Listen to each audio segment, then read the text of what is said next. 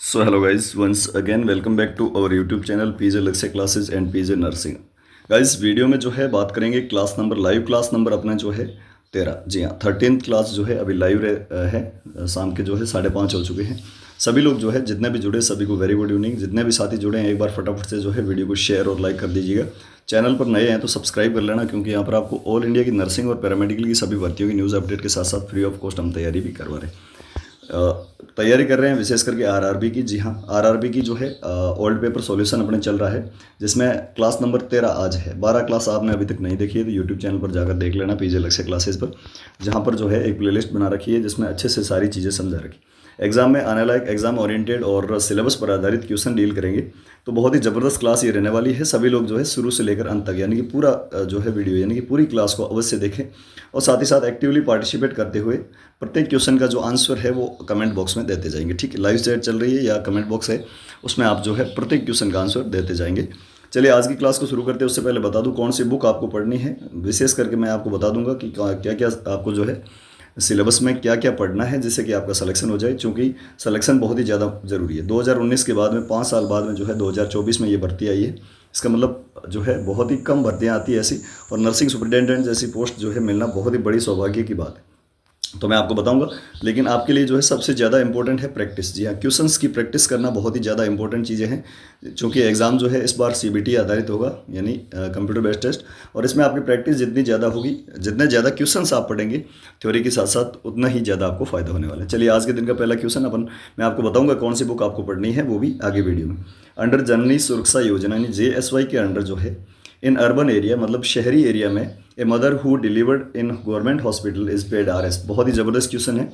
JSY scheme जो है जननी सुरक्षा योजना, इसके तहत यदि कोई अर्बन महिला, जी हाँ मतलब शहरी क्षेत्र में रहने वाली महिला गवर्नमेंट हॉस्पिटल में अपने बच्चे को जन्म देती है, तो उसको जो है एक स्टाइफंड के रूप में जो पैसे मिलते हैं वो कितने मिलेंगे।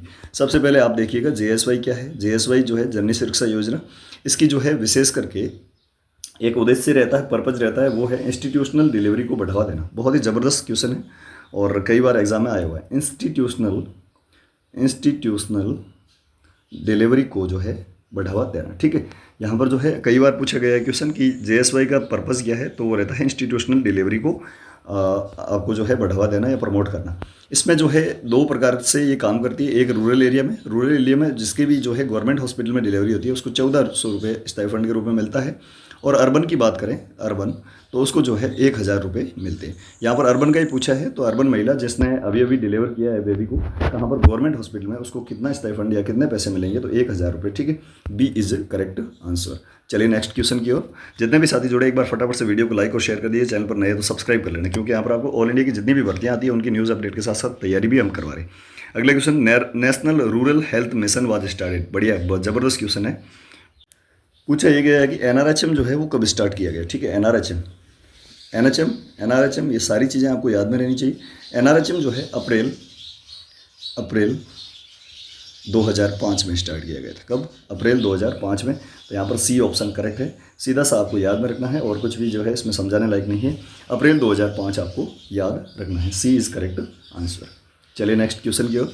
Waste from laboratory culture and specimen of micro organism are discarded. बहुत ही ज़बरदस्त क्वेश्चन है, BMW से रिलेटेड। ठीक है, बायो मेडिकल वेस्ट मैनेजमेंट से रिलेटेड क्वेश्चन है।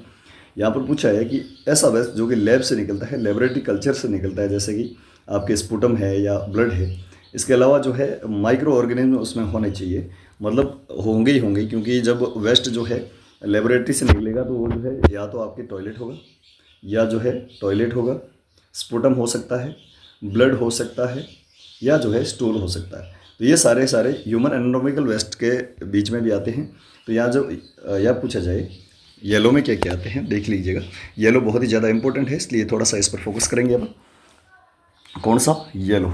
जी हाँ, येलो कलर का जो आपके रहता है डस्टबिन, उसमें क्या क्या जाएगा आपको याद में रखना है। येलो में एक तो जाता है साइटोटॉक्सिक ड्रग्स। कौन सी ड्रग? Cytotoxic drug. दूसरी जाती है इसमें एक्सपायर्ड ड्रग। ठीक है, जिसकी एक्सपायरी डेट निकल चुकी है, एक्सपायर्ड ड्रग्स, वो भी जो है इसमें जाएगी। किसमें? येलो में। इसके अलावा ह्यूमन एनाटॉमिकल वेस्ट, जितने भी ह्यूमन पार्ट है, जैसे कोई इस एम्पुटेशन हुआ है, कहीं भी कोई भी पार्ट काटा है, चाहे चमड़ी हो, तो ह्यूमन एनाटॉमिकल वेस्ट जो है वो भी आपके जाएगा येलो में। इसके अलावा जाता है आपके स्पुटम कल्चर वगैरह, स्पुटम, और इसके अलावा जो जाता है वो लैब का जितना भी कल्चर रहता है, लैब कल्चर या लैब के स्पेसिमेन जो रहते हैं वो आपके येलो में जाते हैं। समझ में आ गया?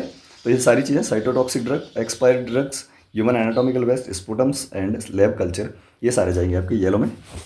तो यहाँ पर पूछा यही है कि जो आपके लेबोरेटरी से कल्चर या स्पेसिमेन जो निकलते हैं वो कौन से बैग में जाएंगे। बहुत ही ज़बरदस्त क्वेश्चन है, देख लीजिएगा। येलो बैग, करेक्ट आंसर क्या जाएगा दोस्तों? बी। अब बताइएगा रेड में क्या जाएगा? तो रेड में हमेशा प्लास्टिक की सामान जाता है। कौन सा? प्लास्टिक। और जो है ब्लू में क्या जाएगा और ब्लैक में क्या जाएगा? ब्लैक में जो है पंक्चर प्रूफ रहता है, या वाइट भी यहाँ पर यूज़ किया जा रहा है आजकल, वहाँ पर जाता है आपके शार्प जितने भी आइटम रहते हैं, शार्प आइटम, चाहे ग्लास है या सिरिंज वगैरह। अगला question, temperature of hot air oven. बहुत ही ज़बरदस्त क्वेश्चन है। हॉट एयर ओवन का जो है टेम्परेचर कितना रहता है? हॉट एयर ओवन का 100 degree centigrade, 120 degree centigrade, 160 degree centigrade या 220 डिग्री सेंटीग्रेड। याद रखना, एक स्पेशल आंकड़ा है जिसको आपको याद में रखना है। हॉट एयर ओवन की जब भी बात करेंगे तो यहाँ पर 160 डिग्री सेंटीग्रेड जाएगा। कितना टेम्परेचर? 160 degree centigrade. लेकिन एक और पूछा जाता है ऑटोक्लेव का टेम्परेचर, बहुत ही ज़्यादा इंपॉर्टेंट है ऑटोक्लेव का टेम्परेचर। हॉट एयर ओवन जो है ये ड्राई हीट जो है स्टरलाइजेशन है, ड्राई हीट, लेकिन ऑटोक्लेव जो है ये मॉइस्ट हीट स्टरलाइजेशन है। यहाँ पर जो है 121 डिग्री सेंटीग्रेड टेम्परेचर रखा जाता है ऑटोक्लेव में। याद रखना, ऑटोक्लेव 121 डिग्री सेंटीग्रेड और hot air oven 160 degree centigrade. समझ में आ रहा है? तो फटाफट से एक बार सभी लोग जितने भी साथी जुड़े, अधिक से अधिक लोगों तो इस क्लास को शेयर करते हुए जितने भी साथी जुड़े सबको एक बार लाइक का बटन दबा देना, लाइक कर दीजिएगा। अब मैं आपको बताने वाला हूँ कौन कौन सी स्टडी मटेरियल आपको पढ़ना है, ठीक है? सॉरी, सबसे पहले मैं बता दूं क्वेश्चन प्रैक्टिस की मैंने अभी बात करी, तो पीजे क्वेश्चन बैंक जो कि हमारे द्वारा खुद के द्वारा एक ऐसी क्वेश्चन बैंक तैयार की है जो कि लेटेस्ट मॉडल जो पेपर रहते हैं ना एग्जाम्स के, उन पर आधारित है, मतलब उनके जैसा पैटर्न है। ऑल सब्जेक्ट इसमें रहने वाले हैं। 1000 मोस्ट इंपॉर्टेंट एमसीक्यूज है, जिसमें आपके छोटे सब्जेक्ट जैसे nursing education, nursing research, nursing management, microbiology, nutrition, pharmacology, ये सारी चीज़ें रही है। इसके साथ साथ जो OBG, gynaec, paedia, psychiatric, mental health nursing जो है, और इसके अलावा जो है आपके एनाटॉमी, फिजियोलॉजी, सारी के सारे सब्जेक्ट इसमें इंक्लूड है।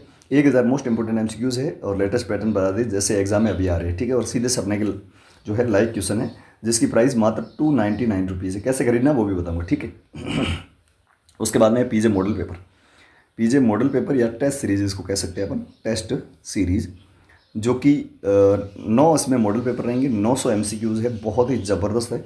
मतलब एग्ज़ाम से पहले 9 एग्ज़ाम के पेपर देके जाओगे तो एक बार जो है आपका कॉन्फिडेंस है वो 7वें आसमान पे होगा। इसकी प्राइस मात्र हमने 149 रुपये रखी है, ठीक है?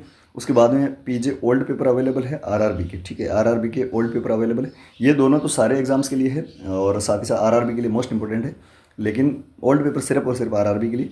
ये सारे तीनों चीज़ें जो आरआरबी के लिए यदि आप खरीदते हैं बहुत ही ज़्यादा फायदा होगा। इसमें 5 ओल्ड पेपर रहेंगे आपके, मात्र 100 रुपीज़ प्राइस रहेगी इसकी, ठीक है?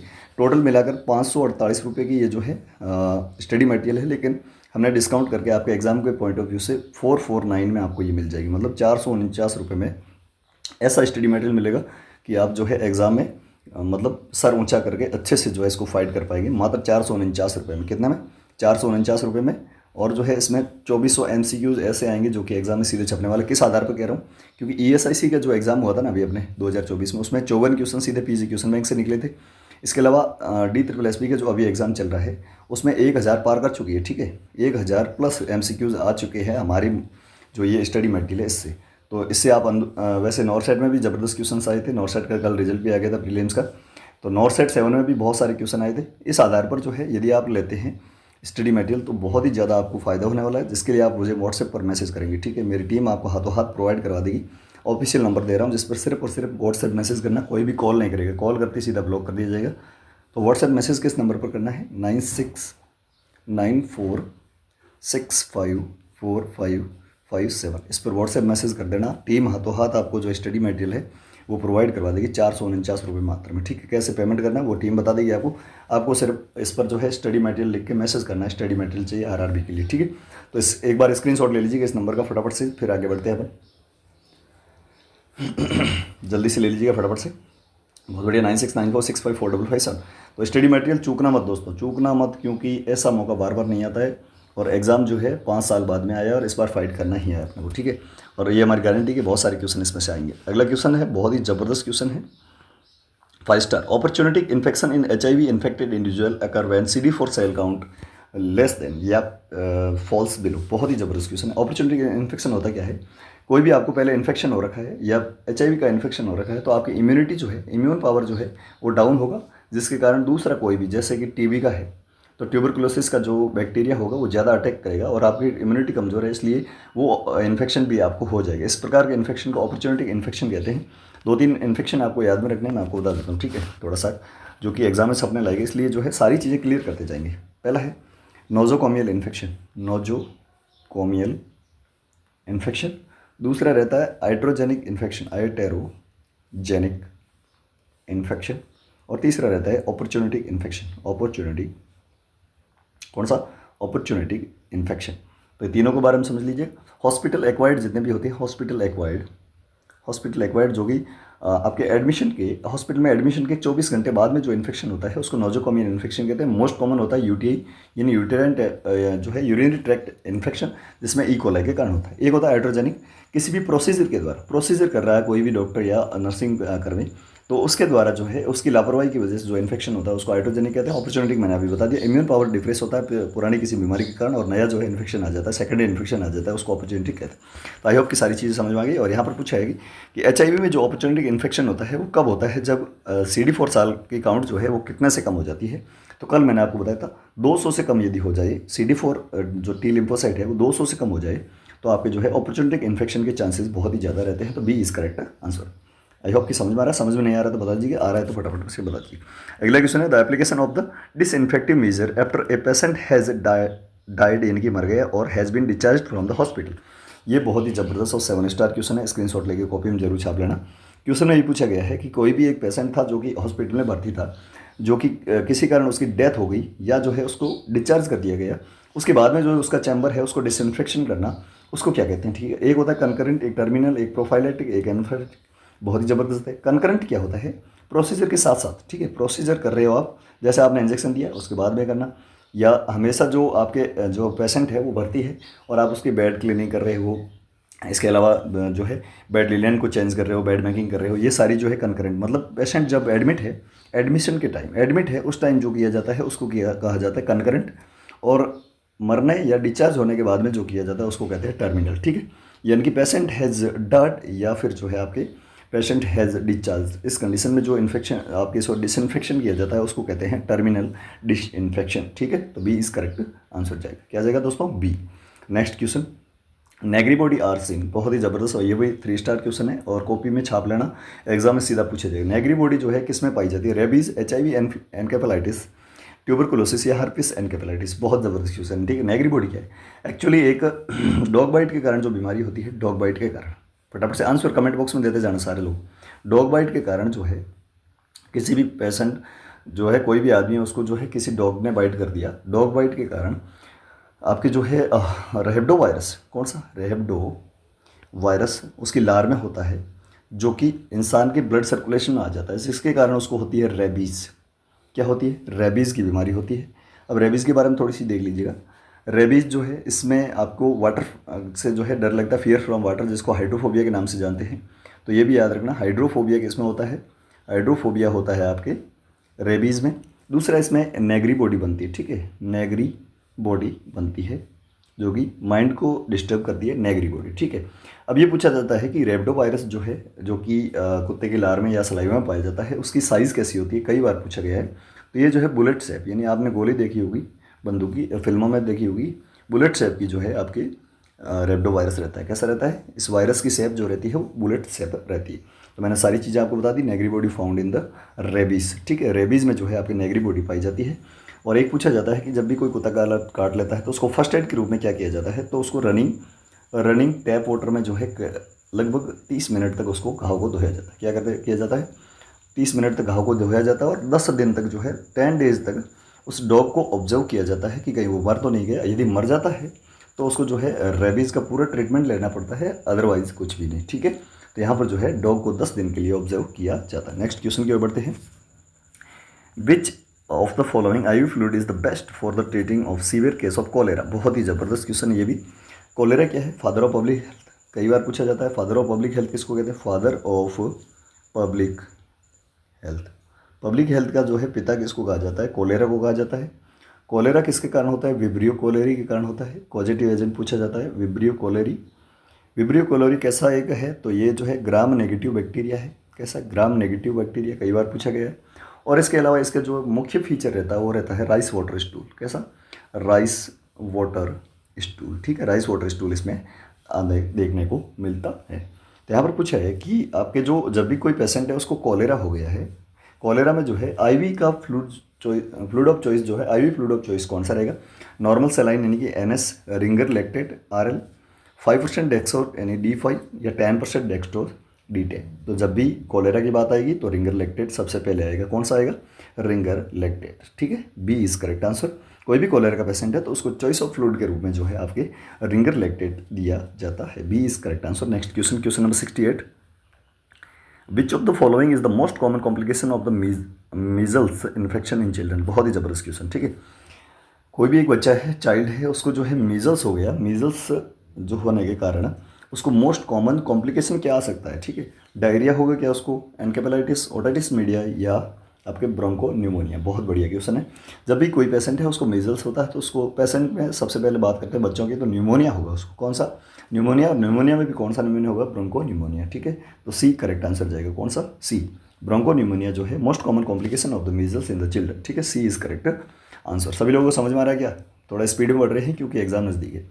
सभी लोग जो है स्टडी मटेरियल को खरीद लेना, मैंने पीछे बता रखा है कि कौन सा आपको बुक वगैरह पढ़ना है।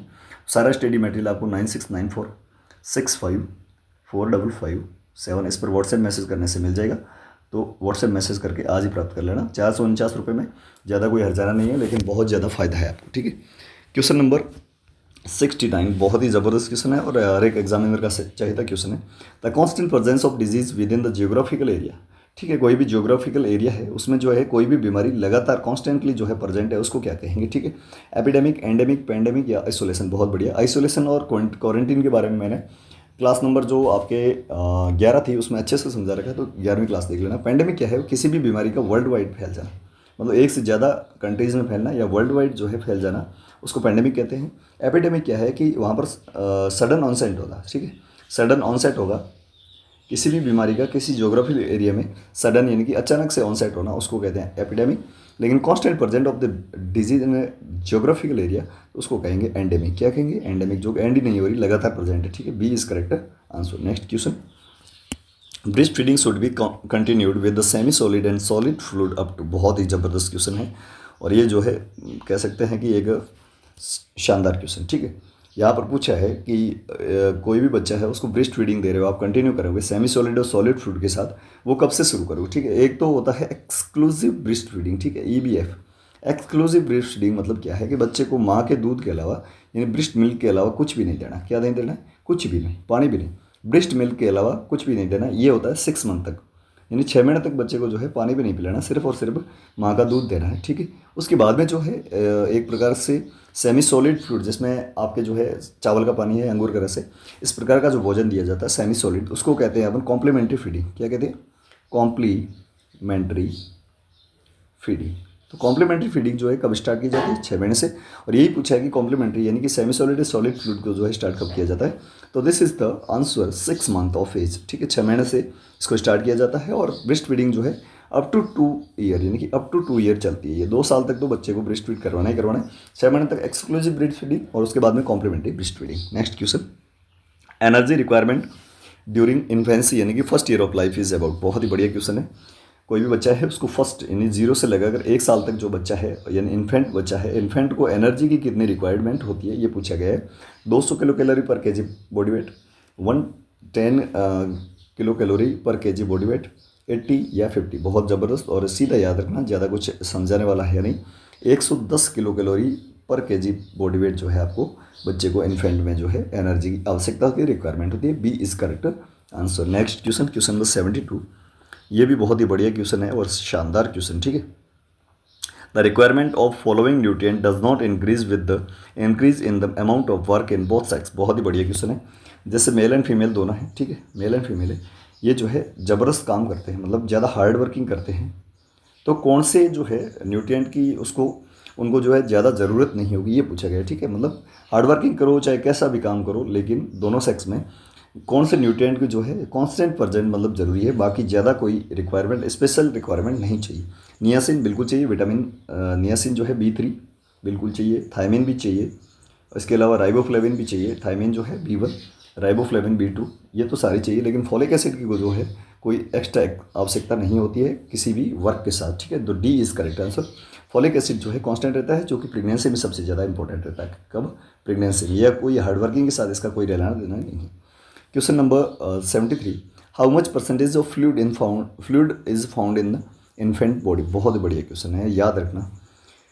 कुछ चीज़ें जो है बहुत ही ज़्यादा इंपॉर्टेंट रहेगी आपके एग्जाम के पॉइंट ऑफ व्यू से, वही चीज़ें अपन यहाँ पर डील कर रहे हैं। तो सभी लोग एक बार फटाफट से वीडियो को अधिक से अधिक लोगों तक शेयर और लाइक कर दीजिएगा। चैनल पर नया तो सब्सक्राइब कर लेना। ठीक है, यहाँ पर 40% फ्लूइड जो रहता है वो रहता है आपके ओल्डर एज में, ओल्डर एज जेरेट्रिक वाला। ठीक है, ओल्डर एज में जो है 40% फ्लूइड रहता है बॉडी में, 60% एडल्ट में रहता है, सारी चीज़ें इंपॉर्टेंट, और 80% जो है आपके चिल्ड्रन में रहता है, इन्फेंट में रहता है। ठीक है, चिल्ड्रन या इन्फेंट में जो है 80% जो उसका शरीर जो है बॉडी वेट होता है वो 80% फ्लूइड का रहता है, पानी का रहता है। ठीक है, तो यहाँ पर जो है पूछा यही है कि इन्फेंट में कितना परसेंटेज फ्लूइड पाया जाता है। This is the 80%। इसमें भी दो प्रकार के होते हैं, एक्स्ट्रा सेलुलर फ्लूइड और ICF यानी कि इंट्रा सेलुलर फ्लूइड, जिनके बारे में अच्छे से बात करेंगे। कौन से आयन होते हैं, कौन से कैटायन, कौन से एनायन, वो सारी चीज़ें आगे की क्लासेज में, आपके एग्जाम तक एक क्लासेज चलेगी, रेगुलर चलेगी। ठीक है, तो सभी लोग जुड़े और चैनल पर नए तो सब्सक्राइब करके पास में बेल नोटिफिकेशन घंटी का जो निशान आ रहा है उस पर क्लिक करके ऑल पे दबा दो, जिससे कि नोटिफिकेशन ऑन आ जाएगा। जैसे ही हम कोई क्लास लेंगे या कोई वैकेंसी की अपडेट आपको देंगे तब आपको नोटिफिकेशन स्वतः ही मिल जाएगा। ठीक है, अगला क्वेश्चन भी बहुत ही ज़बरदस्त क्वेश्चन है। विच of the following has highest energy value. ठीक है, बहुत बढ़िया। तो इसमें से जो है कौन से किसके पास सबसे ज़्यादा energy value, protein, carbohydrate, starch या फैट। तो फैट के पास तो 9 किलो कैलोरी रहती है और सबसे ज़्यादा यही होती है। ठीक है, तो सबसे ज़्यादा कैलोरी वैल्यू जो है या एनर्जी वैल्यू जो रहती है वो फैट की रहती है। किसकी रहती है? फैट की। और कितनी रहती है? 9 रहती है। कार्बोहाइड्रेट की पूछे जाए या प्रोटीन की पूछे तो 4 रहती है। ठीक है, चलिए next question. Cooking of food by dry heat is, बहुत ही बढ़िया क्वेश्चन है, 7 स्टार लगा देना। किसी भी फूड यानी कि भोजन को ड्राई हीट के द्वारा पकाना उसको क्या कहते हैं? रोस्टिंग, स्टीमिंग, बेकिंग या ग्रिलिंग। तो यहाँ पर जो है जब भी पूछा जाए कि आपको ड्राई हीट के द्वारा कोई भी भोजन पकाना है तो कौन सी विधि का यूज़ करेंगे, तो आप बेकिंग का यूज़ करेंगे। कौन सा? बेकिंग। हमेशा याद रखना, ड्राई हीट के द्वारा जो फूड पकाया जाता है या कुकिंग की जाती है फूड की, उसको कहते हैं baking. C is correct answer. I hope कि सारी चीज़ें आपको समझ में आ रही है। अगला क्वेश्चन जो कि आपके होमवर्क रहेगा, क्योंकि मैंने आज क्लास के बीच में आपको दिया नहीं। Indication for use of benzodiazepines include except. बहुत बढ़िया क्वेश्चन है। इसमें से जो है बेंजोडाइजेपाइन किसको दे सकते हैं? एक को छोड़ के, एंग्जाइटी वाले को, हाइपरसोमनिया यानी कि जो ज़्यादा सोता है उसको, pre medication in anaesthesia, anaesthesia में प्री मेडिकेशन के रूप में, to produce skeletal muscle relaxation यानी कि स्केलेटल मसल जो है उसको रिलैक्स करने के लिए। तो इसमें चारों में से जो है आंसर आपको कमेंट बॉक्स में देना है। कहाँ देना है? कमेंट बॉक्स में। ये आपके लिए जो है होमवर्क है। ठीक है, सभी का आंसर जो है इस कमेंट बॉक्स में आने चाहिए, जितने भी साथी जुड़े हैं। और अब बता दूं कि क्लास कल भी होगी, वो भी टाइमिंग टेलीग्राम चैनल में बता दी जाएगी। ठीक है, टेलीग्राम चैनल को आप ज्वाइन कर लेना। लिंक जो है टेलीग्राम चैनल का वो वीडियो के डिस्क्रिप्शन बॉक्स में क्लिक करके ज्वाइन करो, या टेलीग्राम पे जाओ, प्लीज़ अलग से क्लासेस सर्च करके ज्वाइन करो, जहाँ 15,200 से भी ज़्यादा लोग जुड़े। आप भी जाकर जरूर जुड़ जाना। इसके अलावा ट्विटर अकाउंट और फेसबुक पेज का भी लिंक जो है वीडियो के डिस्क्रिप्शन बॉक्स में, उस पर क्लिक करके हमें फॉलो जरूर कर सकते हैं। कैसी लगी आज की क्लास हमें कमेंट बॉक्स में जरूर बताएं। आपकी जो फीडबैक है वो हमारे लिए काफ़ी मायने रखती है, और अच्छी फीडबैक आती है तो हम नेक्स्ट क्लास भी लेंगे। क्लास नंबर 14 जो है वो कल होगी। आज की क्लास के बारे में जो है आप जो भी लिखना चाहे वो लिख सकते हैं कमेंट बॉक्स में, और कुछ पूछना हो तो क्वेश्चन से रिलेटेड, जो क्लास से रिलेटेड, वो हमें पूछ सकते हैं। और स्टडी मटेरियल के बारे में मैंने आपको बता दिया। यदि आपको एग्जाम पार करना है और अच्छे से पढ़ना है तो जो हमारा पीजे स्टडी मटेरियल है उसको आज ही खरीद लीजिएगा, जहाँ पर आपको 2400 MCQs मिलेंगे प्रैक्टिस के लिए, बहुत ही ज़बरदस्त रहने वाले। पीजे क्वेश्चन बैंक प्रैक्टिस ही नहीं, उनमें से ही क्वेश्चन काफ़ी सारे आने वाले हैं। तो यहाँ पर जो है पीजे स्टडी मटेरियल जो है उसको आज ही परचेज कर लीजिएगा 449 रुपये मात्र में, जिसके लिए आप व्हाट्सएप मैसेज करो 9694654557। इस पर व्हाट्सएप मैसेज कर देना, हाथों हाथ टीम प्रोवाइड करवा देगी स्टडी मटेरियल आपको। ठीक है, 449 रुपये मात्र में। किसी को भी हार्ड कॉपी वैसे नहीं मिलेगी यहाँ से, सिर्फ और सिर्फ व्हाट्सएप PDF के रूप में मिलेंगे। जो जिसको भी खरीदना है हार्ड कॉपी वगैरह निकलवा सकते हैं या सीधे पढ़ सकते हैं। बहुत ही ज़बरदस्त स्टडी मटेरियल रहने वाला है। तो आज की क्लास में बस इतना ही। मिलते हैं कल नई क्लास के साथ और किसी भर्ती की वैकेंसी की वीडियो के साथ। तब तक के लिए जय हिंद, वंदे मातरम। Thank you so much.